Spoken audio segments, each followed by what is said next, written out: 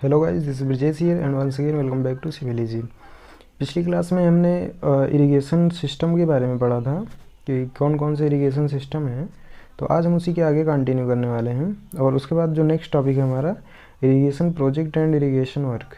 देखिए, अगर आपने पिछली वीडियो नहीं देखी है तो आप जाके प्लेलिस्ट में इरिगेशन के जितने भी वीडियो अभी तक पढ़े हैं 2-3, आप वहाँ से चेकआउट करके सारी वीडियो को 1 बाय 1 देख सकते हैं। तो जिससे कि आपका जो भी पीछे टॉपिक कवर नहीं हुआ है अभी तक, आप उसको भी कवर कर लीजिए।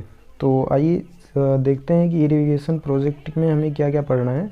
तो जो यहाँ पे पहला टॉपिक है इरिगेशन प्रोजेक्ट के अंदर और इरिगेशन वर्क के अंदर, सबसे पहले हमें ये पता होना चाहिए कि कृषि क्षेत्र क्या होता है।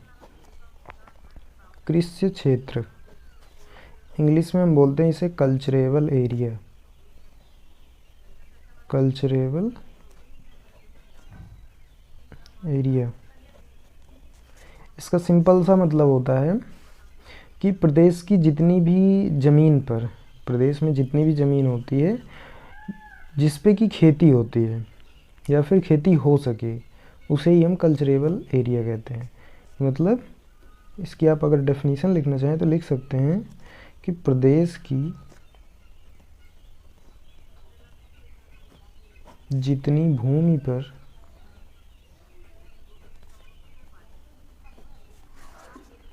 कृषि या खेती हो सकती है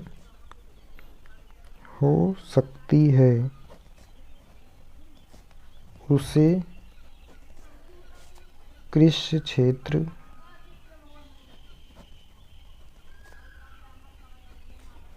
इंग्लिश में बोलते हैं कल्चरेबल एरिया। उसे कृषि क्षेत्र या कल्चरेबल एरिया कहते हैं। ठीक, तो कृषि क्षेत्र क्या कहते हैं, क्लियर हुआ होगा कि प्रदेश की जितनी भी भूमि पर कृषि या खेती हो सकती है उसे ही हम कल्चरेबल एरिया कहते हैं। उसके बाद नेक्स्ट एक आता है कृषि सेच्य क्षेत्र। कृषि सेच्य क्षेत्र इंग्लिश में इसे बोलते हैं culturable commanded area. Culturable commanded area. Culturable area क्या होता है आपको समझ में आया कि प्रदेश की जितनी भी भूमि पर खेती हो सकती है उसे हम कल्चरेबल एरिया कहते हैं। और कृषि क्षेत्र में क्या आता है कि जैसे एक होता है कि आपका नेचुरल इरिगेशन सिस्टम जिसमें कि बारिश से सिंचाई हो जाती है। उसके बाद दूसरा जो होता है वो होता है आर्टिफिशियल इरिगेशन, जिसमें कि हम नदियों या नहरों या तालाबों, जो भी झील वगैरह या रिजर्वायर्स होते हैं, उनकी हेल्प से हम सिंचाई करते हैं। तो ये होता है कि किसी भी एक नहर द्वारा जितनी भी क्षेत्रफल को हम सींच सकते हैं या फिर वो एक नहर जितने भी क्षेत्रफल को सींचने में सक्षम होती है, उसी उतने एरिया को, वही उतना जो क्षेत्रफल होता है उसी को हम कल्चरेबल कमांडेड एरिया कहते हैं। तो इसकी अगर आप डेफिनेशन लिखना चाहें तो लिख सकते हैं कि एक नहर वास्तव में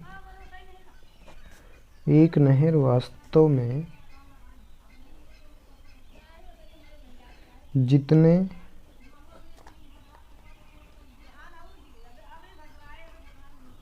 क्षेत्रफल को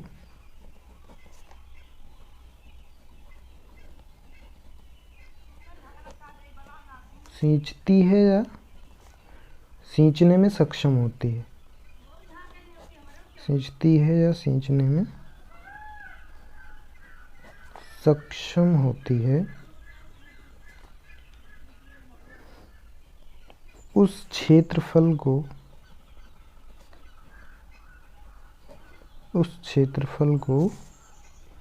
CCA बोलते हैं, CCA कहते हैं। मतलब ये कि एक नहर में जितनी उसकी क्षमता होती है, जो भी कैपेसिटी होती है कि वो इतने क्षेत्र को सींच सकती है या फिर सींचती है, उसी क्षेत्रफल को हम कल्चरेबल कमांडेड एरिया कहते हैं। तो अब ये दोनों क्लियर हुआ होगा। अब ये जो CCA होता है, कल्चरेबल कमांडेड एरिया, इसी के आधार पे जो भी हमारे इरिगेशन प्रोजेक्ट होते हैं वो डिसाइड किए जाते हैं कि प्रोजेक्ट हमारा मेजर होगा, माइनर होगा या फिर मीडियम प्रोजेक्ट होगा। तो केवल इसी के आधार पे कल्चरेबल कमांडेड एरिया। तो यहाँ से एक क्वेश्चन और बनता है कि अगर आपसे कोई भी ये पूछ ले कि इरिगेशन प्रोजेक्ट हमें बनाना है तो हम उसे किस बेसिस पे डिसाइड करेंगे कि हमारा प्रोजेक्ट मेजर होगा, माइनर होगा या फिर मीडियम होगा।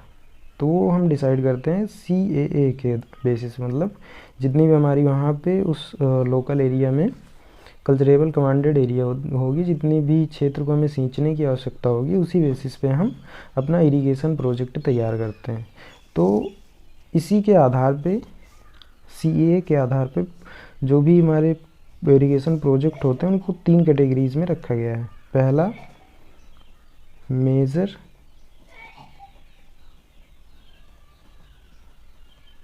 इरिगेशन प्रोजेक्ट, दूसरा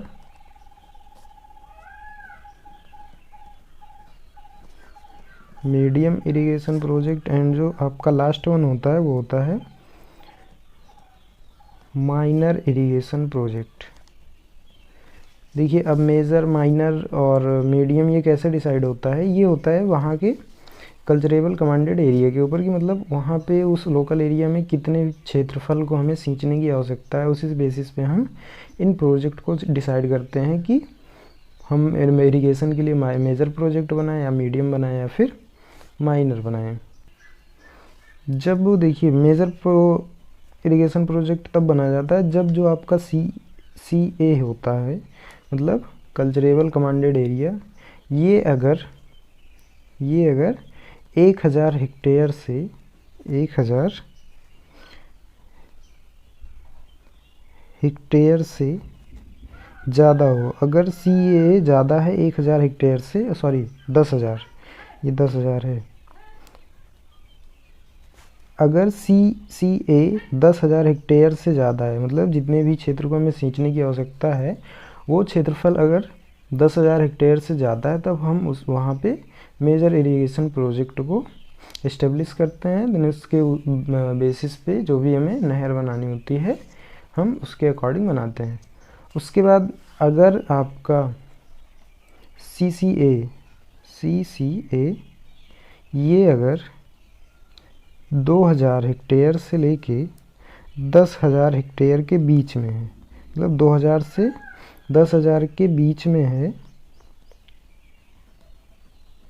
तब हम वहाँ पे मीडियम इरिगेशन प्रोजेक्ट को इस्टेब्लिश करते हैं। और अगर वहीं पे आपका CCA कल्चरेबल कमांडेड एरिया, मतलब जो भी क्षेत्रफल हमें सींचना है वो 2000 हेक्टेयर से कम हो, तो फिर हम माइनर इरिगेशन प्रोजेक्ट को इस्टेब्लिश करते हैं। तो इरिगेशन प्रोजेक्ट क्या होता है, क्लियर हुआ आपको? कल्चरेबल एरिया होते हैं कि प्रदेश की जितनी भी भूमि पर कृषि या खेती हो सकती है उसे हम कल्चरेबल एरिया कहते हैं। और एक नहर द्वारा जितनी भी क्षेत्रफल को सींचा जा सकता है या सींचा जाता है उसे हम कल्चरेबल कमांडेड एरिया कहते हैं। इसी कल्चरेबल कमांडेड एरिया के आधार पे हम ये डिसाइड करते हैं कि हम उस क्षेत्रफल में किस तरह के प्रोजेक्ट को इस्टेब्लिश करें, मेजर प्रोजेक्ट को इस्टेब्लिश करें, मीडियम को इस्टेब्लिश करें या माइनर को इस्टेब्लिश करें। अगर क्षेत्रफल 10,000 हेक्टेयर से अधिक है तो वहाँ पे हम मेजर प्रोजेक्ट इस्टेब्लिश करते हैं इरिगेशन के लिए। अगर कल्चरेबल कमांडेड एरिया, मतलब जितने भी क्षेत्रफल को हमें सींचना है वो 2000 हेक्टेयर से लेकर 10,000 हेक्टेयर के बीच में है, तब वहाँ पे हम मीडियम इरिगेशन प्रोजेक्ट को इस्टेब्लिश करते हैं। अगर वहीं पे जो भी क्षेत्रफल हमें सींचना है वो 2000 हेक्टेयर से कम होगा तो उसके लिए हम माइनर इरिगेशन प्रोजेक्ट को इस्टेब्लिश करते हैं। इसके बाद नेक्स्ट टॉपिक है जो है methods of irrigation. Methods of irrigation, तो इसके पहले जो हमने पढ़ा था पिछली वीडियो में वो हमने सिस्टम ऑफ इरिगेशन पढ़ा था। यहाँ पे हम मेथड सिंचाई की तरीके पढ़ेंगे, किन किन तरीक़ों से सिंचाई होती है। वहाँ पे प्रणाली कौन कौन से सिस्टम होते हैं सिंचाई की वो हमने देखा था। यहाँ पे जो हम देखेंगे वो मेथड्स देखेंगे। तो पहला जो होता है वो होती है सतही सिंचाई। सतही सिंचाई विधि होती है, सतही सिंचाई विधि, जिसे इंग्लिश में हम बोलते हैं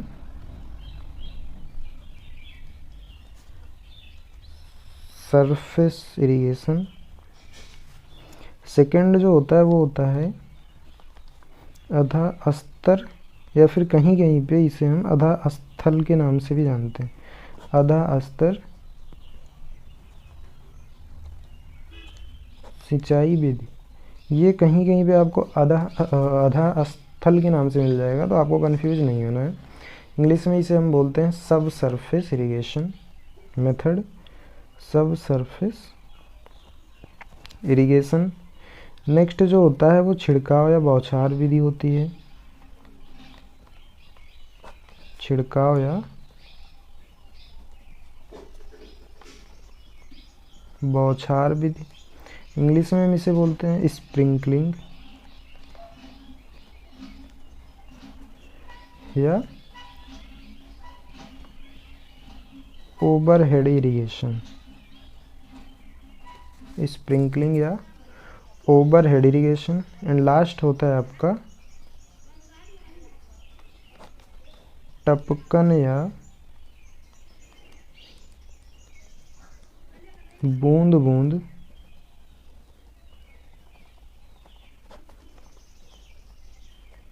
सिंचाई विधि, और इंग्लिश में हम इसे बोलते हैं ड्रिप इरिगेशन, ड्रिप इरिगेशन। तो ये आपके 4 मेथड्स हैं इरिगेशन के। पहला सरफेस इरिगेशन मेथड, दूसरा सब सरफेस इरिगेशन मेथड, तीसरा जो है स्प्रिंकलिंग या overhead irrigation method, and last one है ड्रिप इरिगेशन मेथड। तो इसके बाद हम आइए एक एक करके सारे मेथड्स को एक्सप्लेन कर लेते हैं कि कौन सा मेथड्स कैसे किया जाता है और इसमें क्षेत्र को कैसे डिवाइड किया जाता है। तो आइए वन बाय वन एक एक करके हम सारे मेथड्स को डिस्कस कर लेते हैं। पहला जो मेथड बताया हमने आपको वो है सतही सिंचाई विधि, सतही सिंचाई विधि, जिसे हम सरफेस इरिगेशन के नाम से जानते हैं, सरफेस इरिगेशन मेथड। अब सरफेस इरिगेशन मेथड होता क्या है, सबसे पहले तो हमें ये पता होना चाहिए, देन उसके बाद इसके भी क्लासिफिकेशन है, इसके भी हम क्लासिफिकेशन देखेंगे कि ये कैसे कैसे किया जाता है। तो पहला ये सरफेस इरिगेशन ये होता है कि इसमें पानी को डायरेक्ट जो भी हमारी ग्राउंड होती है, जो भी हमारा क्षेत्र होता है, उस क्षेत्र में पानी को डायरेक्ट उसकी सतह पर छोड़ दिया जाता है। मान लीजिए ये हमारा कोई एक क्षेत्रफल है, तो ये क्षेत्रफल या खेत मान लीजिए, तो क्या होता है कि ये इसकी अगर सतह है तो इस पे पानी को एक एंड से, किसी एक एंड से, इधर से इधर से इधर से इधर से, बीच से कहीं से भी पानी को छोड़ दिया जाता है। और पानी इस इधर से मान लीजिए आ रहा है तो वो यहाँ से एंटर करेगा, उसके बाद पूरे क्षेत्रफल में जितना भी एरिया होगा वो पानी फैल जाएगा उसकी सतह पर।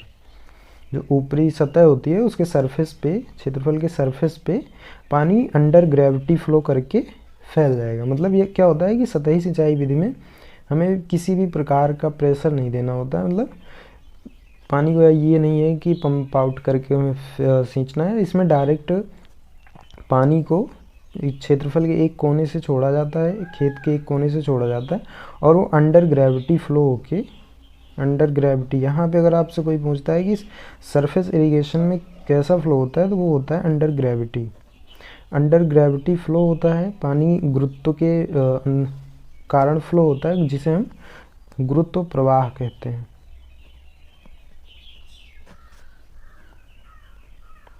गुरुत्व प्रवाह, पानी अंडर ग्रेविटी फ्लो होगा। देन उसके बाद खेत के एक एंड से, एक छोर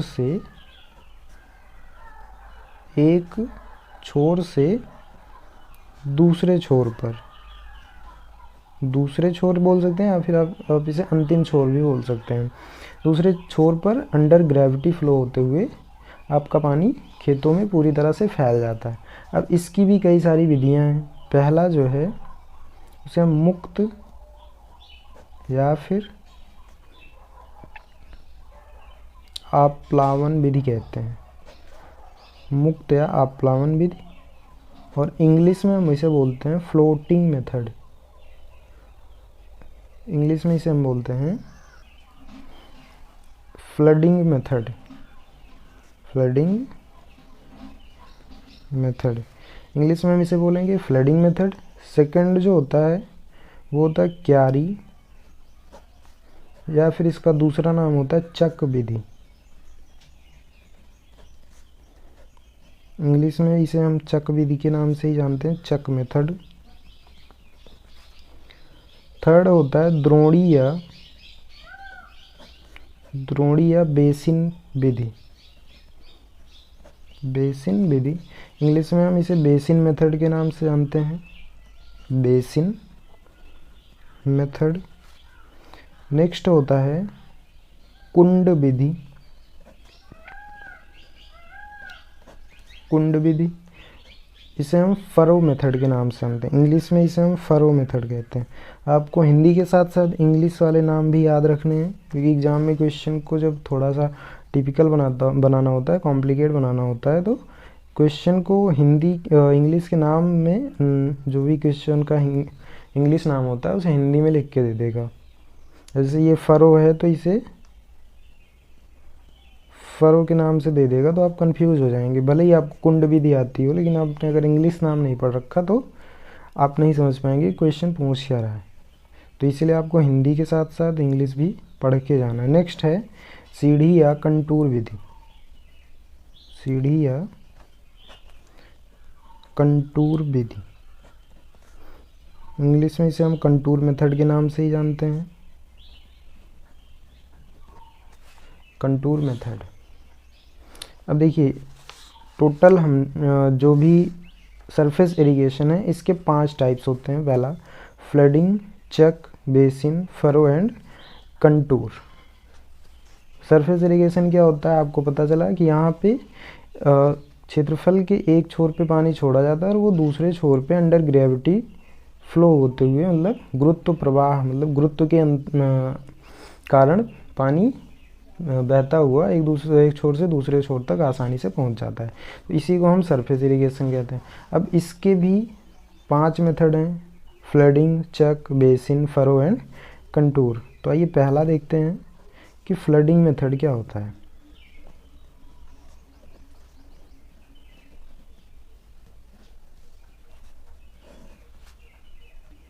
अब बात आती है कि फ्लडिंग मेथड में हम सिंचाई कैसे करते हैं और ये होती क्या है। तो आइए देखिए क्या होता है कि अगर हमारे पास कोई एक क्षेत्रफल है, मतलब कोई एक खेत है मान लीजिए, तो सबसे पहला काम ये होता है कि हम इस खेत में मेड़ बनाते हैं। मेड़ तो आप लोग जानते हैं, जो गांव से बिलोंग करते हैं वो मेड़ जानते होंगे क्या होती है मेड़। उस खेत में सबसे पहले किनारे भी किसी भी साइड में हम एक ड्रेन के लिए जगह छोड़ देते हैं, ड्रेन जिसे आप नाली कहते हैं, या फिर डायरेक्ट ड्रेन के लिए छोड़ देंगे जगह। देन उसके बाद हम उस क्षेत्रफल को, जो भी हमारे पास क्षेत्रफल होगा, उसे हम बड़े बड़े प्लॉट्स में डिवाइड कर लेंगे। अब बड़े बड़े प्लॉट्स में डिवाइड कैसे करते हैं, उसमें बीच में मेड़ बनाकर बीच बीच में मेड़ बनाकर, ये क्या है आपकी बीच बीच में मेड़े हैं, जिसे हम इस मेड़ को डावला बोलते हैं। मेड़ को डॉला बोलते हैं, DOWLA, डॉला। छोटी जो, मतलब इन मेड़ों द्वारा खेतों को कई सारे भागों में डिवाइड कर लिया जाता है। उसके बाद यहाँ से जो भी वाटर फ्लो होके आता है, अंडर ग्रेविटी जो भी पानी फ्लो के आता है, हम छोटे छोटे वहाँ पे छोटी छोटी ओपनिंग्स करके पानी को उस क्षेत्रफल में एंटर करवा देते हैं, और ये पानी अंडर ग्रेविटी फ्लो होता हुआ पूरे क्षेत्र में फैल जाता है। जो भी ये खेत है तो यहाँ पे फैल जाएगा अंडर ग्रेविटी। ठीक, बात आती है कि ये विधि अपनाई कहाँ जाती है। तो ये विधि ज़्यादातर धान की खेती के लिए अपनाई जाती है। किसकी खेती के लिए? धान की खेती में ये विधि अपनाई जाती है। यहाँ पे जो ये हम इसे जो छोटे छोटे प्लॉट्स में डिवाइड करते हैं, इनकी जो चौड़ाई रखते हैं, इसका जो मानक है उसके अकॉर्डिंग हम चौड़ाई 10 से 20 मीटर और लंबाई जो होती है लंबाई को हम 100 से 200 मीटर तक रखते हैं। तो इसी को ये जो मेथड होता है कि खेत को हम अपने क्षेत्रफल को छोटे छोटे प्लॉट्स में डिवाइड करके देन उसके बाद सिंचाई करते हैं, तो इसी को हम बोलते हैं फ्लडिंग मेथड। और ये धान की खेती के लिए ज़्यादातर अपनाया जाता है। इसकी चौड़ाई 10 से 20 मीटर रखते हैं एक एक प्लॉट्स की, और लंबाई हम 100 से 200 मीटर तक रख सकते हैं। नेक्स्ट है सेकंड है चक मेथड, जिसे हम क्यारी विधि कहते हैं। चक मेथड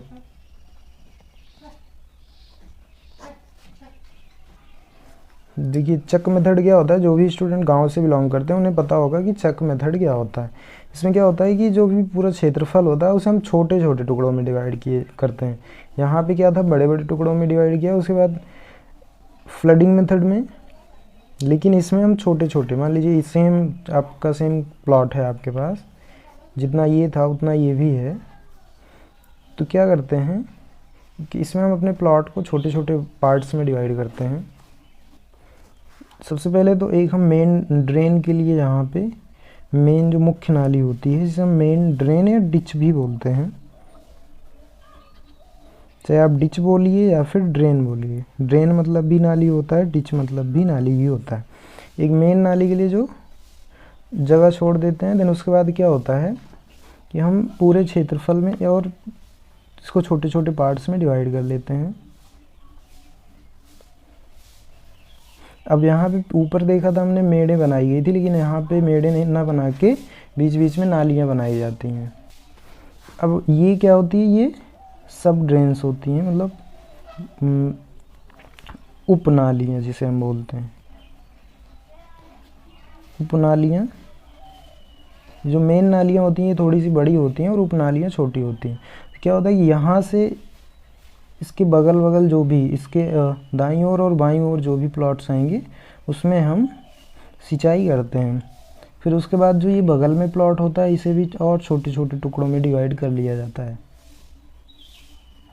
और छोटे छोटे टुकड़ों में डिवाइड करके इस खेत को, उसके बाद हम सिंचाई करते हैं। अब ये सब ड्रेन हुई दूसरी नाली, और उसके बाद यहाँ से पानी इसमें छोड़ा जाता है, यहाँ से इसमें, ऐसे करके हम सिंचाई आसानी से कर लेते हैं। और ये जो होता है ये गेहूं की खेती के लिए ज़्यादा उपयुक्त माना जाता है, और ये ज़्यादातर पंजाब और हरियाणा में अपनाया जाता है। तो इसे हम चक मेथड कहते हैं, जिसे हम क्यारी मेथड कहते हैं। तो इसमें आप सिंपली लिख सकते हैं कि खेतों को, जो भी खेत होते हैं उनको छोटी छोटी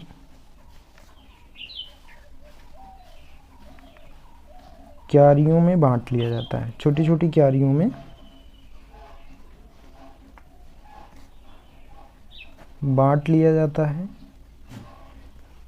देखिए, ये पहले बार पूरा खेत था, उसके बाद फिर उसमें हमने छोटी छोटी क्यारियों में बांट लिया, और बीच में एक सब ड्रेन, उपनाली जिसे कहते हैं, छोटी नालियाँ दे दी, जिससे कि पानी यहाँ तक इन छोटे छोटे जो भी क्यारियाँ हैं इसमें आसानी से पहुँच जाए। और ये जो इधर बचता है, इधर भी ऐसे ही ड्रेन बनाई जाती है, इसकी सिंचाई इधर से होती है, ठीक। और ये पंजाब और हरियाणा में ज़्यादा यूज होती है, यूपी में भी यूज होती है। गेहूं की खेती के लिए ये ज़्यादा उपयुक्त होता है, पंजाब और हरियाणा, ज़्यादातर ये पंजाब और हरियाणा में यूज होता है। तो आई होप आपको चक मेथड भी क्लियर हुआ होगा। नेक्स्ट है बेसिन मेथड। बेसिन मेथड ये क्या होता है कि ये फसलों की सिंचाई के लिए उतना ज़्यादा उपयुक्त नहीं होता है। ये होता है ज़्यादातर, जैसे पेड़ पौधे अगर लगा दिए जाते हैं तब वहाँ पेड़ों की सिंचाई के लिए कि पानी का नुकसान ना हो, इसलिए हम इसका बेसिन मेथड का यूज़ करते हैं। अब इसमें क्या होता है कि मान लीजिए पूरा कोई एक क्षेत्रफल है, इस क्षेत्रफल में आपके पेड़, बहुत सारे पेड़ लगे हैं, तो क्या होगा, यहाँ पे सबसे पहले हम एक मेन नाली बनाएंगे। पानी चाहे आप इधर से छोड़िए चाहे इधर से, मेन नाली में उसके लिए कोई रोक टोक नहीं। मान लीजिए इधर से पानी आ रहा है, तो क्या होगा कि जो भी पेड़ होते हैं उनके बगल में एक गड्ढे टाइप में बना दिया जाता है। मान लीजिए यहाँ पे पेड़ लगा है, तो ये बगल में गड्ढे टाइप बना दिए जाते हैं, और मेन नाली से एक रास्ता बना दिया जाता है। तो उस रास्ते से उस छोटी जो नाली है, मान लीजिए ये छोटी नाली है, तो उससे होता हुआ पानी इन गड्ढों में फैल जाता है और उस पेड़ की सिंचाई होती है। तो ये जो फर्जी और जगह है यहाँ पे पानी नहीं फैलता है, इसीलिए ये ज़्यादा हेल्पफुल होती है। उसके बाद ये और पेड़ जो आपने देखा भी होगा, तो पेड़ जो है सीरीज में लगते हैं। तो ये अगर ऐसे मान लीजिए पेड़ लगे हैं, तो ऐसे ही एक नाल, अब इसकी सिंचाई हुई तो यहीं से पानी होता हुआ दूसरे पेड़ तक भी पहुंच जाएगा। ऐसा नहीं है कि इसके लिए हमें कोई दूसरी नाली बनानी है। फिर इधर भी मान लीजिए इधर भी लगे हैं, तो इधर ही से यहाँ के लिए भी पानी सप्लाई हो जाएगा, यहाँ भी जो पेड़ होगा उसके लिए भी पानी आसानी से पहुँच जाएगा।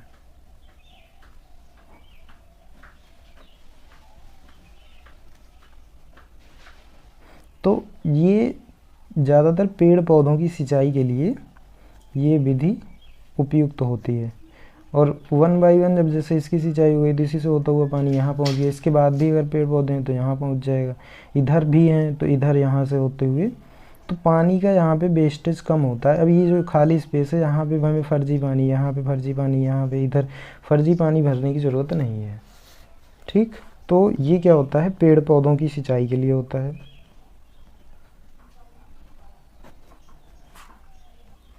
जो कि कतार में लगे हुए होते हैं, मतलब एक दूसरे के बाद पेड़ पौधे जो कतार में लगे हुए होते हैं उनकी सिंचाई के लिए उपयुक्त होता है। और इसमें क्या होता है कि एक के बाद पानी जो होता है वो दूसरी बेसिन में पहुंच जाता है। एक के बाद दूसरी बेसिन में पानी आसानी से पहुंच जाता है। तो यहाँ से इसलिए पानी का वेस्टेज भी नहीं होता है। ठीक, अगर ये नहीं समझ में आया तो आप इसका, ये तो आपका प्लान था, अगर हम इसका साइड व्यू देखेंगे तो कुछ ऐसा बनेगा। मान लीजिए ये आपके ग्राउंड लेवल है, यहाँ पे कोई एक पेड़ लगा हुआ है, एक पेड़ है, अब इसकी सिंचाई करनी है तो इसके बगल में ऐसे गड्ढे बना दिए जाते हैं और इसमें पानी भर दिया जाता है। उसके बाद यहीं से एक ड्रेन और जाती है, इसी से होता हुआ पानी बगल वाले गड्ढे में जाता है जहाँ पे दूसरा पेड़ लगा हुआ है। तो ये जो होता है ये मेथड होता है सिंचाई करने का। ये फर्जी जो खाली स्पेस है यहाँ पे पानी नहीं भरा जाता है। इसके बाद नेक्स्ट है फरो मेथड।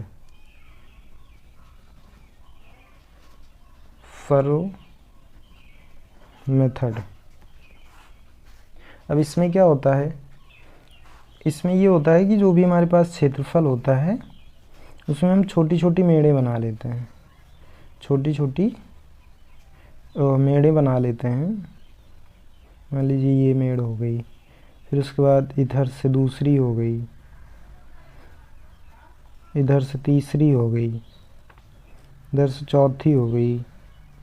और ये देखिए अब ये थोड़ा सा समझ में कम आ रहा होगा, तो ये मेड़े क्यों बनाई जाती हैं। क्या होता है कि इसी के ऊपर जो भी हमें फल या सब्जी जो भी हमें लगाना होता है, इसी के ऊपर हम उसे लगा देते हैं। मान लीजिए ये ज़्यादातर आपने देखा होगा आलू की बुआई ऐसे ही होती है, आलू की बुआई हो गई या लहसुन की हो गई, एक तरीका तो ये होता है। दूसरा ये होता है आलू की बुआई का कि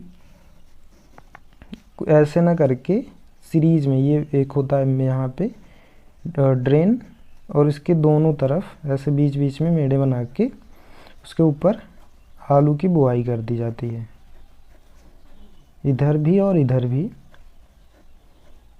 तो इससे क्या होता है कि इस जो भी ये ड्रेन होती है, बीच में जो नाली होती है, इससे पानी को हम इधर ये मान लीजिए यहाँ पे आलू की बुआई हुई है, इस पे मेड़ों पे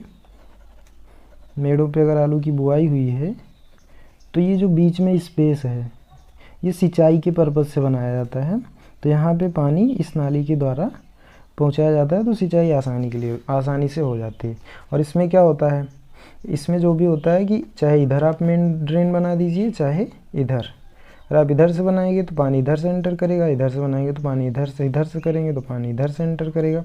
तो पानी मान लीजिए इधर से एंटर किया तो इधर से ये इधर पूरा भरेगा, फिर इधर, ऐसे होते हुए ये पूरे क्षेत्रफल की सिंचाई कर देता है। ये तो हुआ टॉप व्यू। अगर इसका आप साइड व्यू देखना चाहेंगे तो मान लीजिए ये आपका ग्राउंड है, तो ऐसे बीच बीच में थोड़ा ढलान पे मेड़े बना दी जाती हैं, जिसमें आलू हो गया, मूंगफली हो गई, प्याज हो गए, लहसुन हो गए, ये सारी चीज़ें, इन सारी चीज़ों की बुआई कर देते हैं इस पे।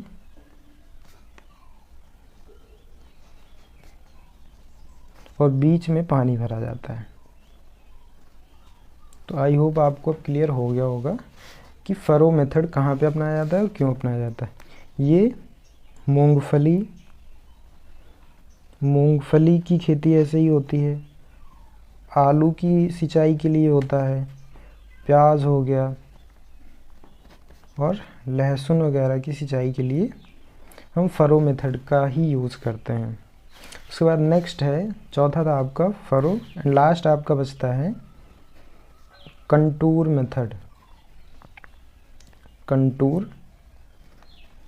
मेथड। ये कंटूर मेथड जो होता है ये पहाड़ी क्षेत्रों में ज़्यादा अपनाया जाता है, क्योंकि वहाँ पे जो ज़मीन होती है वो एक ढलान पे होती है, तो इसीलिए वहाँ पे हम कंटूर मेथड को अपनाते हैं। अब इसमें क्या होता है कि मान लीजिए कोई भी ज़मीन है एक पहाड़ टाइप में, पहाड़ नुमा है, तो अब इस पे पहले ऊपर ड्रेन बनाई जाती है। अब इससे ड्रेन बनाने से क्या होता है, ये जो ऊपरी सरफेस है अब ये कवर अप हो गया है, मेड़ टाइप में बन गई। अब ये कवर हो गया तो यहाँ पे जो भी हम सिंचाई करेंगे, जो भी पानी भरेंगे वो नीचे नहीं आएगा। फिर उसके बाद यहीं से इसी से होता हुआ दूसरी ड्रेन बनाते हैं।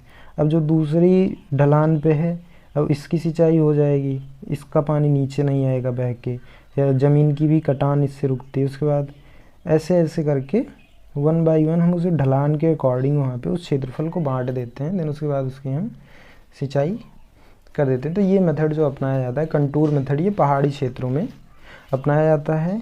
इससे क्या होता है कि ढालू भूमि का कटना भी रुकता है और पानी पर नियंत्रण भी रखा जाता है कि पानी फर्जी नहीं वेस्ट होता है, पानी की गति भी हम यहाँ से मैनेज कर सकते हैं।